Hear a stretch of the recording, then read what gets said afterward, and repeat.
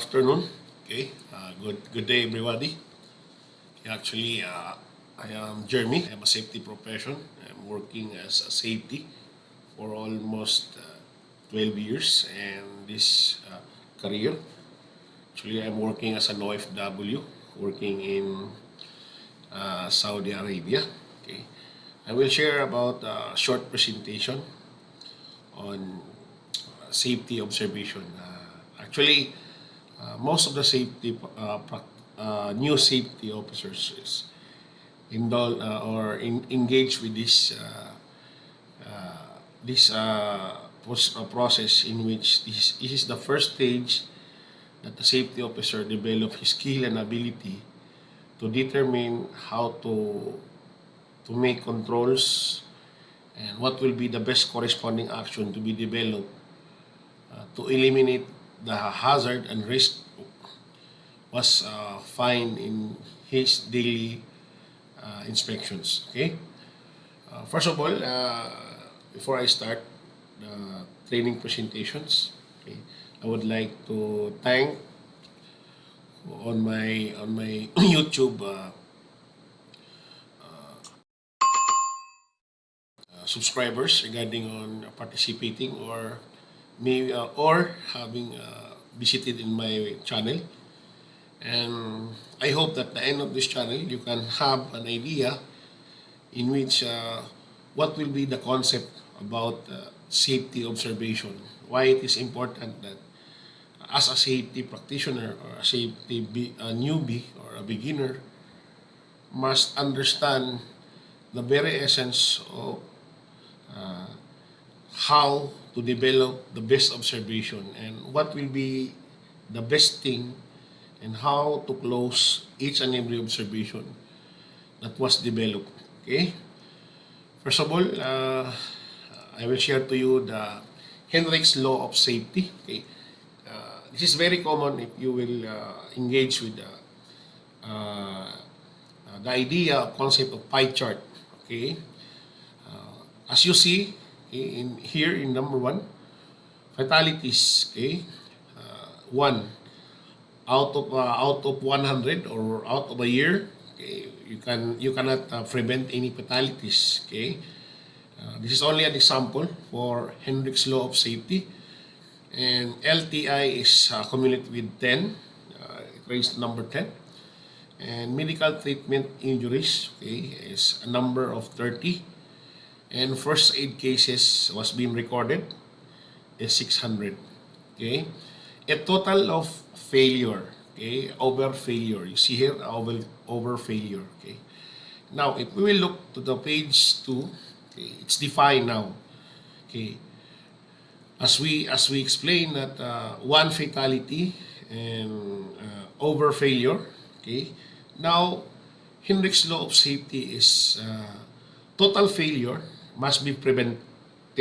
Okay, based on the pie chart explanation, that the value over the cost failure, then you see here cost is the value over the cost at risk behavior means any kind of risk that define that can be determined it makes a factor of at risk behavior. Most of the risk defined above, fatality, and here if we go back to the stage 1, lost time injury, medical treatment injury, first aid is any definition that was being defined.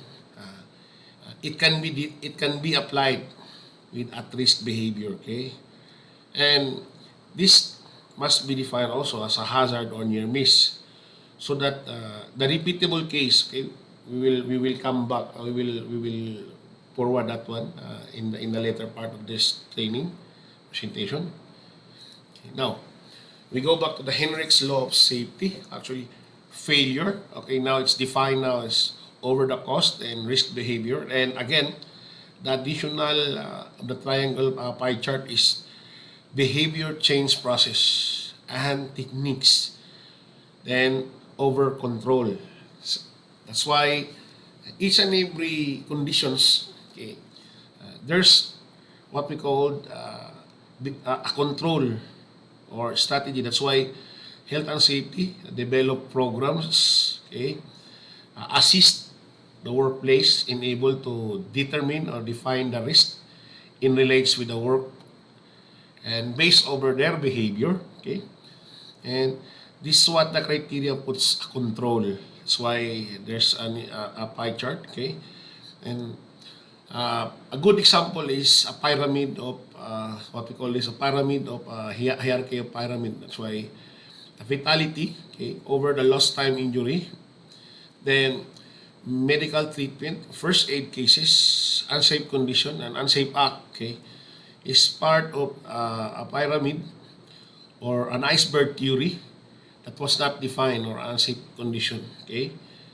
that was being if you can see it's an iceberg that is always there, okay, but there's a control.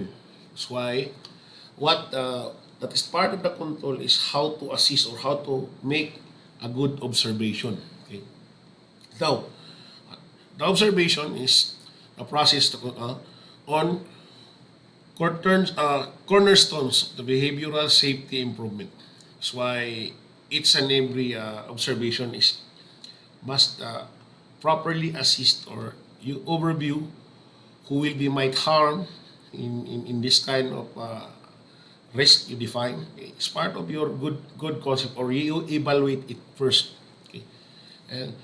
And it is a proactive safety tools to manage safety performance and is based on recognizing or reinforcing safety behavior and assist and identifying the correct and correcting at risk behavior before the injury occurs. That's why it's very clearly mentioned that as I define, as I mentioned that you will thoroughly check who might be harmed and thoroughly assist that what will be the best thing, okay, and to mitigate by course of your action. Now, based on its one, item number 3, it's to provide a mechanism for engaged people in problem solving and finding. Okay, that's why to develop, okay, and hidden risk so they can be eliminated.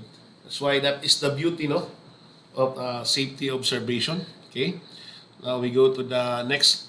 Okay, why do we conduct safety observation? It's a good question. So actually, I will share you something little about it. Why usually new safety officer requires to be best on this kind of activity. Okay, because this is the condition in which to open your mind, okay, about your function and role. The very basic, that's why common people or common management is, they are thinking about it's only your job and task. That's why please be aware on this one.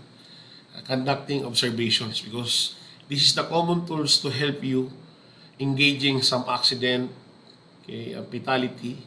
This is the first thing that you will, this is the first thing to help you, okay, to show to the management that you do this, okay.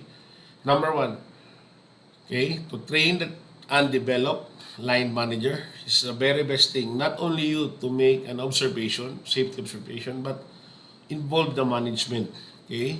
If you are a safety professional or practitioner or a new, try to adapt this very important information, okay. Develop a good communication with the management, then always give them an idea, okay, that he must have a culture or an ability to adapt. That very important is to define what is the risk, okay, and what's the best thing to observe, okay, regarding on related work risk relations, okay, and identify weakness in our safety system, okay, and identify where and why people are taking risk, and to provide an understanding safety requirements, okay, and to problem solved and in the workplace. That's why how to develop an issue, the problem that was being defined during the observation, and how to solve this kind of issue. Okay? Okay? And why does safety observation process works? Okay, good. Okay? Now, when properly planned and conducted safety observation, okay, it increases the communication between organizational levels and to provide employee moral and awareness and boost, okay, productivity and profitability, as well as correct current and future performance. So this can gives to make the safety cultures, or to make your work place safe. And actually it is what we goes that if you will work as a team, you will aim one goal, and that goal is achievement. Okay. Now, second is the benefits of safety observation. Okay, it yields quality data that identifies further safety improvements and opportunities. Okay. Reinforce sound business practices such as follow-ups and actions, and provide positive feedback that leads to the continuous improvement of the safety culture. See, very nice. So and the last part is the process involves everyone in the workplace safety effort. That's why I will explain information. Yield quality data and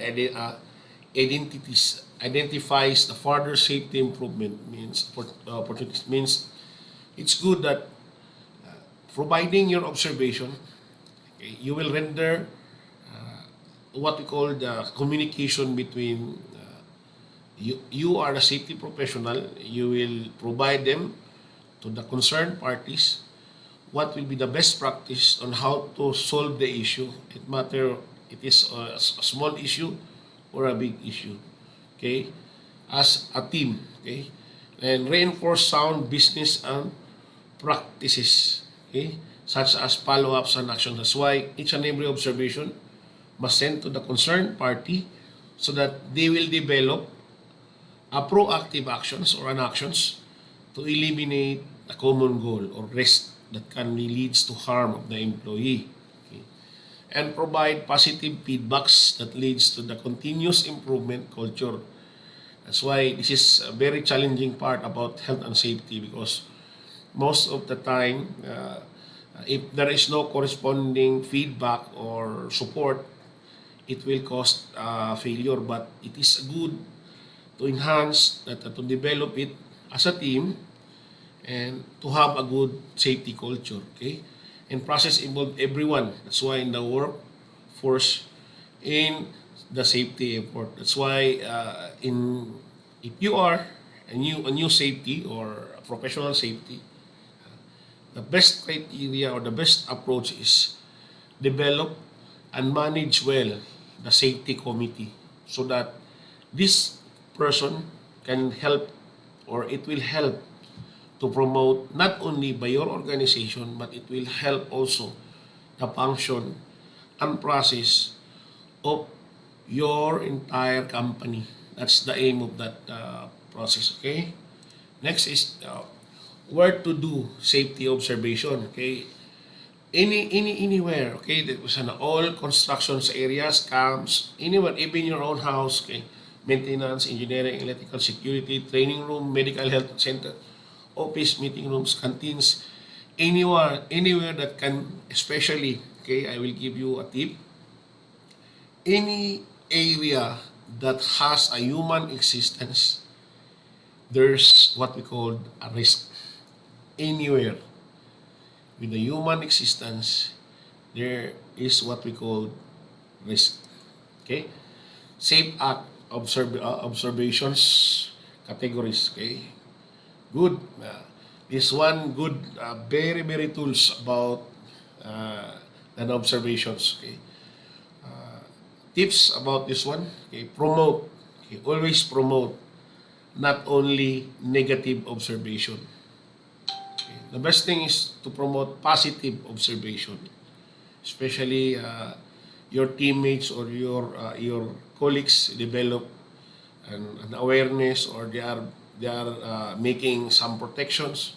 Promote it, expose it that this is a good sample and strategy to gain and to make a safety culture more intact, okay, or it will give boost morale to you as a safety profession. Okay, housekeeping, PPE violation, procedures, tools, equipments, lifting, rigging, traffic management, workplace at height, health and environment. This is the Safe Act means this is the program that you will develop to encourage, okay, and develop best observation categories. Okay, now observation, it depends on the number of people working in the area. It's very very common. Okay, actually, if you are a safety, okay, a new safety officer and already a practitioner, always be in practice that you will always head count, or even it's not it is HR's work, but you must also aware that how many people, especially construction site or especially location at high risk level, oil and gas, or chemical or chemical factories or electromechanical factories, rigging, construction, anywhere at a high risk level, you must be aware of the numbers of your co-worker or team working under or your watch. Okay, and potential hazards in the area. Okay, this is one, and size of the area, the exact location of the area, and the nature of the discussions. Okay, and you can only determine this time of observation. That's why very important and very basic. If you are new to the site, this is one of the first thing you will see. Okay. Check the number of employee you handle, okay, what type of business you are working. Then that part, and you understand now what level of risk you will develop, you will be engaged, and you have a strategized on how to develop controls, okay, by making on assessment. Okay. Then observation technique. That's why this is one of the techniques I already mentioned previously. Okay, be prepared. Okay, be alert, and safe practice corrected as soon as enters the area. That's why any types of risk that you determine, okay, do not act later. Okay. Directly find or put it as a priority, okay, or directly aware peer persons nearby, or immediately inform the team working in that certain condition. That's why I remember, a safety profession is just only two eyes. But that's why we need to develop the culture so that other people is aware and they will respond on it. Okay. Introduce yourself and tell them what you are doing. This is a basic concept regarding if you are a safety professional. That's why we have what we call toolbox talk, toolbox meeting every morning, to let them know that you are not a policeman, but you are a safety, a life-saving counterpart or a colleague, okay, to support them. Okay. And start with the positive comments on what you see. That's why it's good strategy. Even me, I use this strategy. I'm working with the health and safety as 12 years, but I always recommend positive comments. Okay, as I have mentioned, I always promote positive observation, not negative. Okay, negative observation is you will handle it. Okay, I will explain it further after, and recognize good performance. Okay, and develop questioning and attitude. Okay, and ask what could happen if. Okay, it's a good factor. Okay, You must have, this is part of your assessment during you will check or you will engage with the other team. This is one factor that you can have a recording process and enable to understand more about the work-related risk, okay? Because they are the one physically inside together with the work. Okay? Then observation process, this is what the best thing. Okay, do not write down any details during the observation. That's why it needs to have a clear vision of assessment. Okay, and conduct unplanned an observation at any time and any time, any place where there are people. Okay, that's why I will share you a little about this because it relates about my first time during my safety time. Actually, I am proud to be a part of Muhammad Al-Budjil Group of Company way back 2008. And my previous manager last time is Mr. Lito Balingit. He told me together with Mr. Elmo, our supervisor, that go to the site, conduct observation, bring us 13 findings, and we will ask you what will your solution. And that time, it helps me, as of my career. I did not forget, okay, that very basic thing that they told me, and even now, I'm not forget about it. Okay. And this is then relates with this one, to become sharp about the area, and schedule, plan, and observation with your other works activities.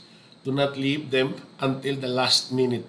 That's why, this is a challenging part of a safety professional or a safety practitioner or a safety officer, that our obligation is to look over our team, ensuring them that the day that they arrive from the site and the day that they are going back to their family. Okay. That's our goal, to ensure them that they are safe and sound. Okay. Next thing is vary the people area, time, and days that they do these observations. That's why it's very important that you must review when did you conduct an evaluation or an observation, and just try to overview what is the status before. This morning you pass by and the observation is there, the rest is there, but why there's no action? You must be familiar to ask something. This is very important. Okay? And observation process, ensure in your own personal safety at all times. Okay, that's why adhere all local safety requirements. Okay. That's why company provides you actually based on OSHA's Act. Okay. Okay. For 29 safeguards, that's why OSHA's requirements that company should provide protection, provide information, okay, as a best practice. Okay. That's why company provides personal protective equipment, then properly assist location. That's why design walkways. And mobile equipments, must be determined what type of mobile equipment, must properly check the certification, see, mobile equipment. And moving machinery and parts is very important, especially in operation work. Then overhead crane is also very important. A sample of the very best thing that you will see what will be, or who will take, or who will become harmed, because this kind of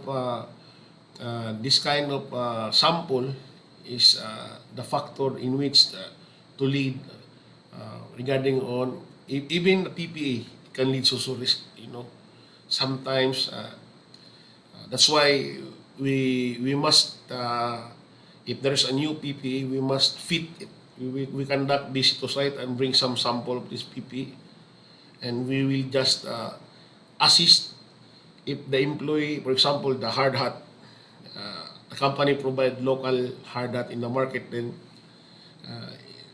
it is if they are working on the scaffold activity, it can sustain the load, the falling pipes, how that can prevent them, can support them, I think it's one of your assessment. Okay, it's very simplified assessment that you will see and categorize, and you will determine what will be your corresponding feedbacks as a safety professional.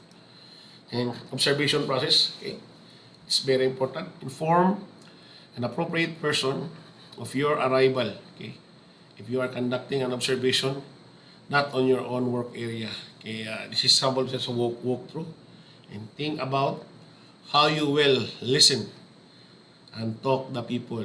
Okay, this is very, very, very important. That's why engaging and be aware. I have a tip. I will give you some tips. Okay, you must have an ability adapting a behavioral sense. Okay, the person you talk, you must have read his body language or ability. Okay, practice it that they have telling the correct or not. He is joking or not. You must have also evaluate his criteria or himself.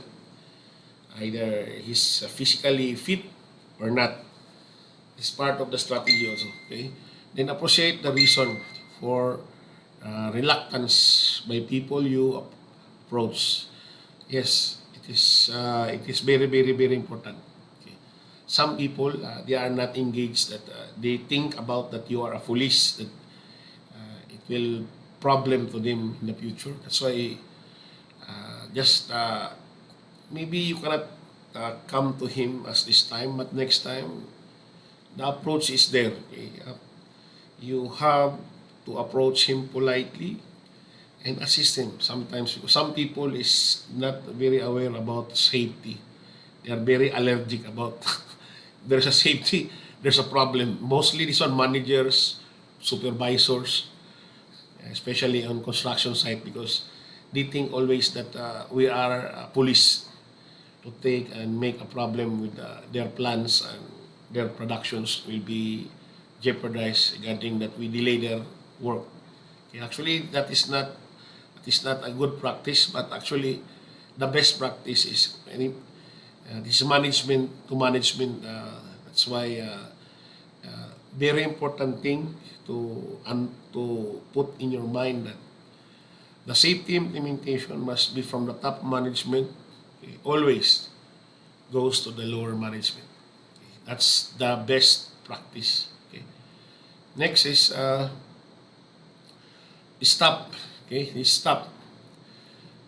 She's one of the very, very, very challenging part about stop. Okay. To observe anyone or people at work, or simply to have his own decisions. So most of the time, especially new persons or new join to the workplace, okay, there should be a procedure on what we call safety inductions, to adhere what type of risk he is encounter on the site, because he is not being previously is not working on this kind of poor activity, then he goes to this construction area.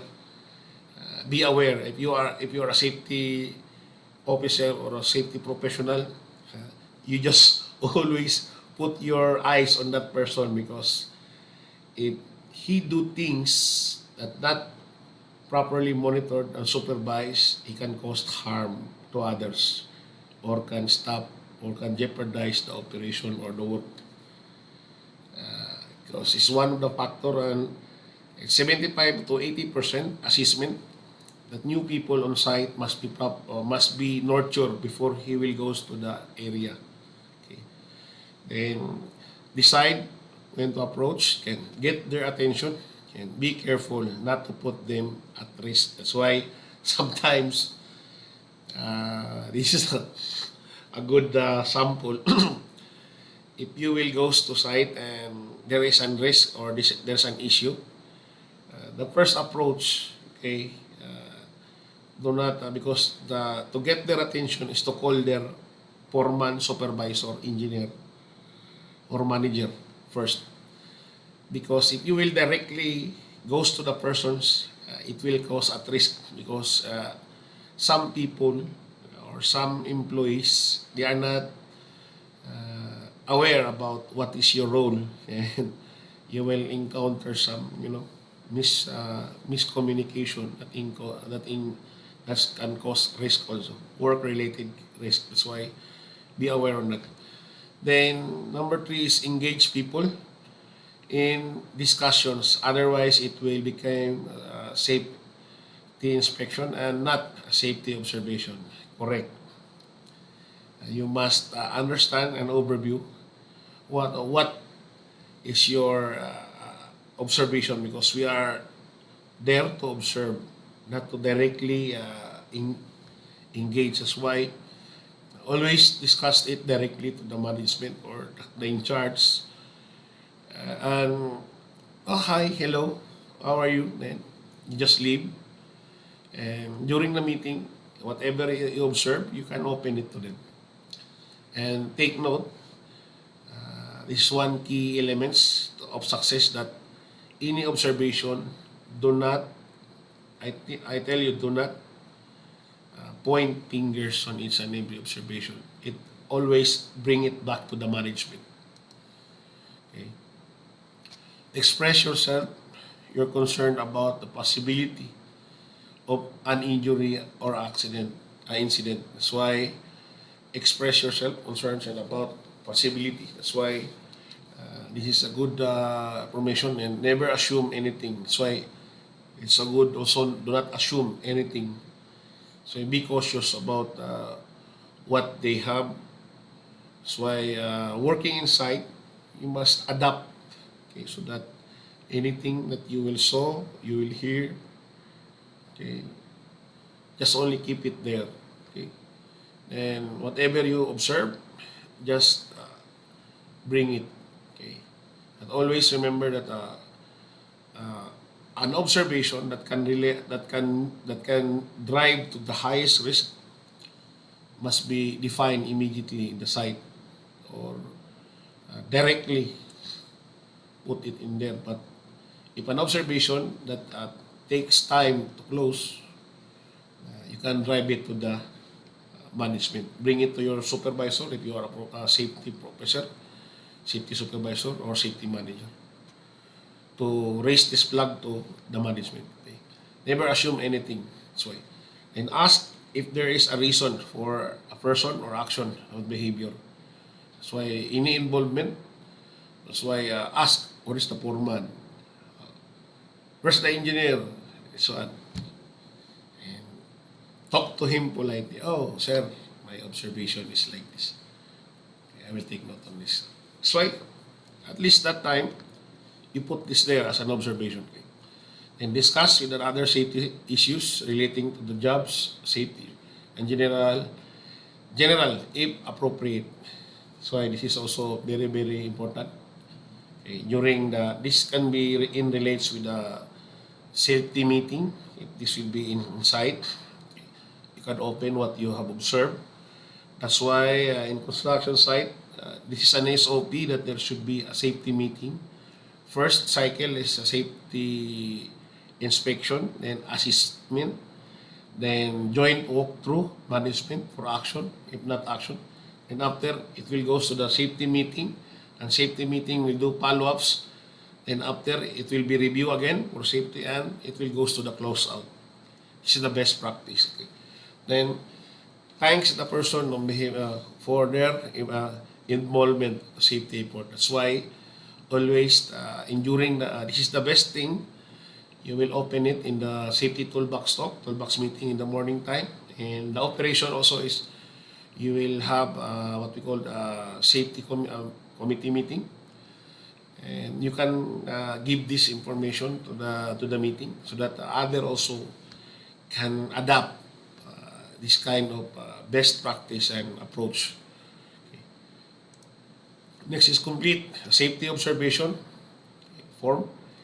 So if you have a checklist, bring the checklist, and do not document names. That's why I told, do not find people in the observation unless it recognized a very safe act. Okay? Member of this is no blame. That's why I told, I tell that there's no blaming. Okay, as I refresh you, a safety observation is the process in which to develop, okay, or to eliminate risk. But sometimes risk can be there because some many factors should be to be attended. That's why you will not bring the issue to the management so that everybody is involved with what will be the best solution or best action to the observation, and provide background details to the people listed observation from or as responsible for the follow-up action. That's why this is the best example that safety committee meeting or safety meeting, you will open this issue so that everybody will involve about how to solve it or how to close it, especially some critical activity, okay, tandem lift, rigging with a heavy load using unspecified, for example, tower crane. Okay. Needs to be there. It's very important to involve and implement follow-ups actions if you are listed as a responsible person. That's why, as I told, whoever the concerned party, you must bring this observation to the concerned party so that lead to be an example. Okay. Now, to identify the task is very the chart now how to the process on escalation. Identify the task or activities to be observed. Okay. Then next, plan and review the job hazard analysis, making note that inherent hazards and the risk associated with the task. Okay. This is before you identify the task or activity that observed, that's observation. Okay. You will develop the plan and analysis based on GHA, the workstation. This is the procedure. Then conduct safety observation again to be verified. And there's two factor, acceptable behavior and at-risk behavior. That's why we will go back to the Darwin's the chai part. It explains how to mitigate the course of actions, okay, whether it is acceptable behavior or at-risk behavior. Then it will define now, okay, the acceptable behavior and defines how to provide positive recognition an individual or team on acceptable behavior.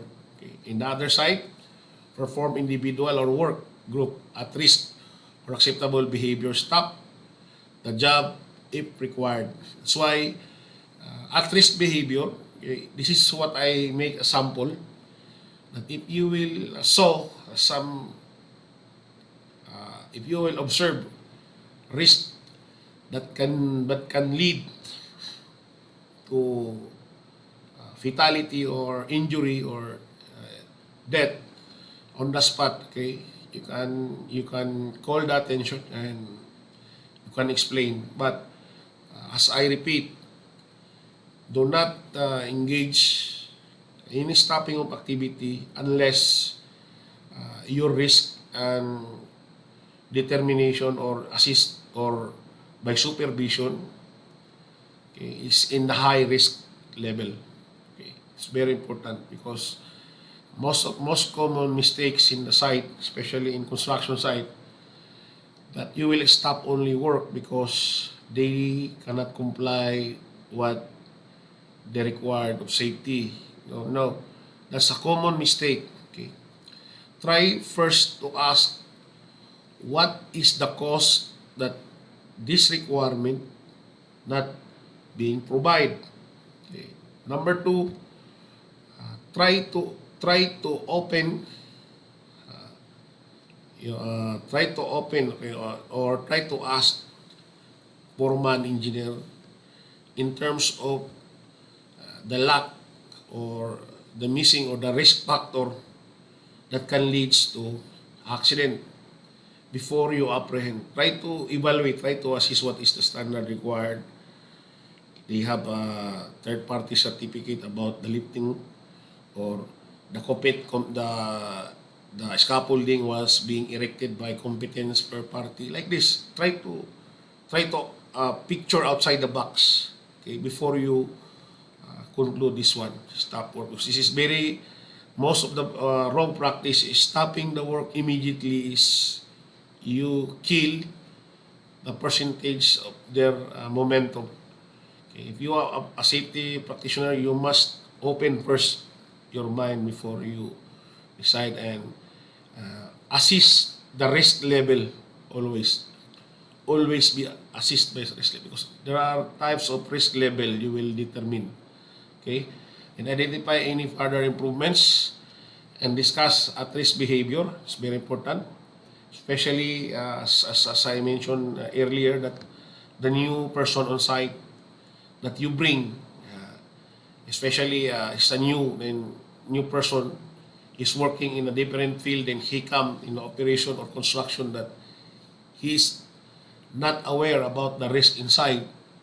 Be careful on this one, because it's one of the factors that can lead and cause problem. Again, as I speak, and identify further improvement.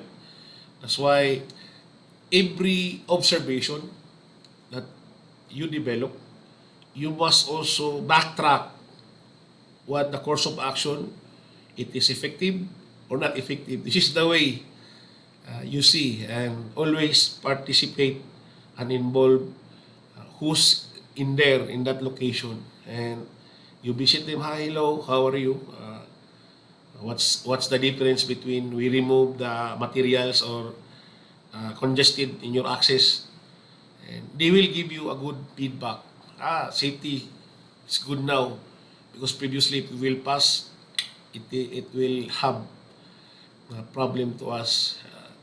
That's why it is a good opening, approach sa safety. Then develop corrective action plan and eliminate at-risk behavior. That's why this is the best practice. That's I'm explaining to eliminate risk and at-risk behavior. That's why during the factor that you will engage this one is during the safety toolbox talk, safety meeting, safety walkthrough. You must be aware on it, and also especially be proactive.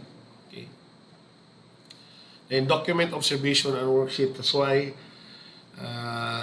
in the operation, we used to bring a checklist, and after the checklist, we will evaluate the checklist, and after the evaluation, we will remark what will be the course of action, and what will be the type of risk level. We will do risk assessment as attached to our observation in the operation.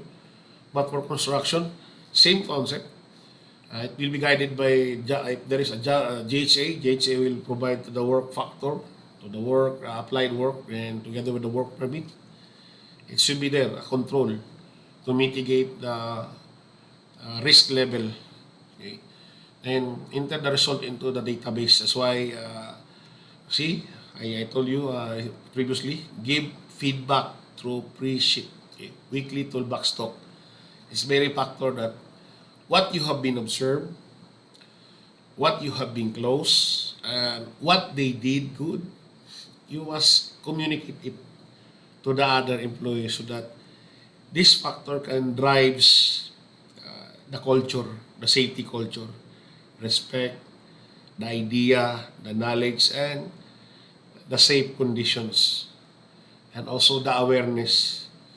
Okay, this is only the topic. Okay, I will close now my topic, and hope that you learn a little about my observation, video presentation. That's why, by the way, I am Jeremy, and thank you for participating, and have a nice day to all you guys. Be safe. Yeah.